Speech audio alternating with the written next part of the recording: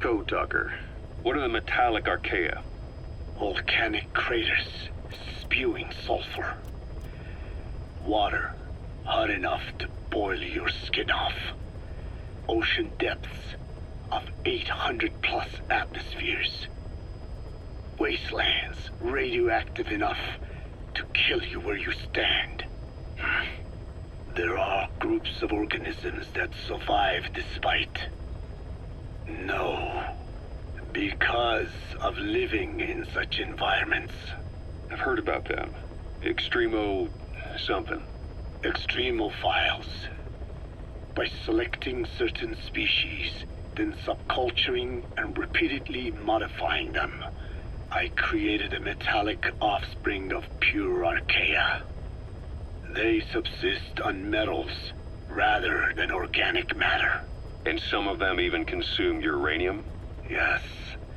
Uranium enrichment Archaea metabolize only uranium-235. As a result, they produce weapons-grade enriched uranium. How is that possible? Consider how plants fractionate carbon isotopes when they conduct photosynthesis. Nature possesses abilities beyond our imagination. So it was Archaea that brought down your chopper? Corrosive Archaea, yes. They oxidize metals, feeding off the energy in the electrons they receive. What became of the wreckage? We had the R&D team retrieve samples for study in airtight plastic containers, of course. Prudent. We shall extract Archaea from it in good time. They should help you fight back against Black Anna. Any chance we could start now? It doesn't have to be a lot. I might just have another use for them. If it's only a small amount you need. That's fine. I'll get the R&D team to assist. Let's go. South Africa was previously suspected of developing nuclear weapons. It already had a conspicuous presence at the UN because of apartheid and its armed expansionism. But when neighboring Angola and Mozambique became socialist countries in '74, South Africa felt hounded into a corner. So it accelerated its nuclear program to protect itself. 3 years later, the Soviets discovered a test facility, and 2 years after that, an American satellite observed a flash in the southern Indian Ocean. It said this was South Africa conducting a nuclear test with the help of a certain ally. Skullface used the situation in South Africa to get this ally to lend a hand. They both wanted nukes, so it was a mutually beneficial relationship. On the surface, anyway. I figure South Africa started getting serious about nuclear weapons production in '75. In '74, the government was still able to get by with bluffing that it had a nuclear arsenal. But the year after, word spread that an independent armed group in the Caribbean was crushed by Cypher for possessing a WMD. That's right, boss. What happened to you and your men was the reason South Africa decided to push ahead with nuclear development. A force independent of any country getting its hands on a nuke. That was a threat to the existence of countries everywhere. It wasn't just South Africa. Your presence pushed a lot of countries to get nukes. The world was scared of you. You were a threat to more than just the Cold War. If nations are gears in a machine, you had the power to smash them loose and watch the whole world grind to a halt. Emmerich uses externally powered legs of his own design. It's Bionic's technology, a product of the U.S. military's failed attempt to develop a powered exoskeleton. All the wearer has to do is apply a little force, and the actuators continue the movement in that direction. But his legs are unique. Instead of using a hydraulic mechanism, the actuators run off metallic Archaea. That increases the actuator's reaction speed and also enables him to lock and release the joints at will. The legs are a nifty little gadget, but they have two clear weaknesses. First, they're dependent on external power, maybe because he built them knowing he couldn't leave his lab. There's no internal battery. That's why they won't work if they aren't plugged in. Second, and this is more than just a weakness, The legs are directly connected to his bones. Could be to minimize signal loss and the orders output to the legs and the drive response from them. Either way, Emmerich has used bolts to attach load-bearing parts directly to his femurs, probably by mimicking surgical treatment for compound fractures and the like. But the end result is those legs and his body are fused together, and that appears to be how he's able to move them so precisely. But that also means that any shock to the legs would be delivered right to his bones by way of those bolts. The same is true if he encounters the corrosive metallic Archaea. If the corrosive Archaea ate into the exposed bolts, they'd reach the endoskeleton parts and eat through them too in the blink of an eye. The doctor's bones are full of holes to accommodate all the bolts. They're like sponges. If he were to lose the reinforcing parts, even the tiniest bit of force or weight would snap his bones. So when I dangled those corrosive metallic Archaea in front of him, he realized straight away what would happen. Life wouldn't be worth living if he lost those legs of his. I'd bet that is what the doctor fears the most. I just helped him imagine what it would be like. Thanks to that, I got the information we needed without either of us getting hurt. You know how he is. He's probably already over the shock. The better you know your adversary, the easier it is for you to get information from them. And vice versa. You said that the nukes Skullface was trying to spread around the world were equipped with a failsafe. Something that could shut them down at will. His will. Quite so. After all, he needed a guarantee that a buyer wouldn't simply turn the weapons back on him. So how can they be stopped? The criticality trigger, that is, the detonator, is a complete black box design. Any attempt to dismantle it causes it to melt in seconds, using the corroding Archaea. The design ensures that no detonation is possible unless he disengages the lock. So he had a way to disengage it remotely. Precisely. The client simply presses a button. At that moment, the detonator begins transmission with a surveillance satellite. The satellite reports to him how the client is trying to use the nuke.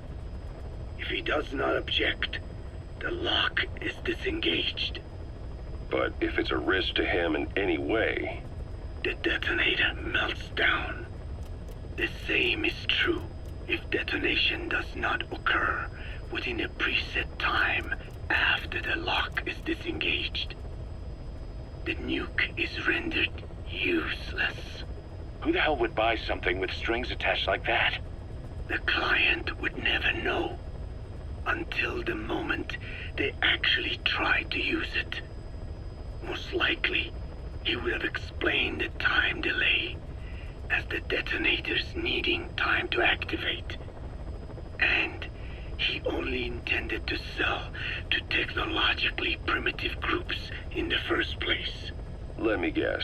He'd claim it was defective and offer a replacement. Shadier than a used car salesman. Skullface shakes your hand like a friend, using the other to control you like a puppet. This is how he works. This is yellow cake that Cypher was having the PFs transport. Before we met you, the boss recovered it from a truck crossing the savannah. Are there metallic Archaea inside it? Yes, the Archaea metabolize uranium-235 to subsist. They must be stored inside yellow cake, or they cannot survive. So those biological traces we took for impurities were actually the real cargo. Of course they are deactivated, so they do not trigger a sudden enrichment. They are like baker's yeast. Yet, they do gradually enrich the uranium as they feed. I imagine you detected weapons-grade traces. Yeah, we did. And the malachite that was loaded on the truck had traces of uranium in it too. So that's the flower, huh? Skullface was gonna sell do-it-yourself nuke kits. The uranium-enriching Archaea complete with a user's manual. And the ores with the uranium could be sourced by the client or provided by Cypher. Even the trace amounts buried in common ores can be enriched to weapons-grade uranium by the metallic Archaea. Proving that must have been the most important factor of the trials. That and the ability to successfully prevent detonation. So if the amounts of uranium in the ores are low enough, they can get past any inspection. And you only need a tiny amount of the Archaea to act as the yeast. No great challenge to smuggle that either. The first step towards saturating the world with nukes. His plan. That was not my intention. My only goal in developing the metallic Archaea was to save the Dene. What made you think a tool for creating undetectable nuclear weapons would save your people? After 70 years, the Dene reclaimed the Navajo nation from which we were banished.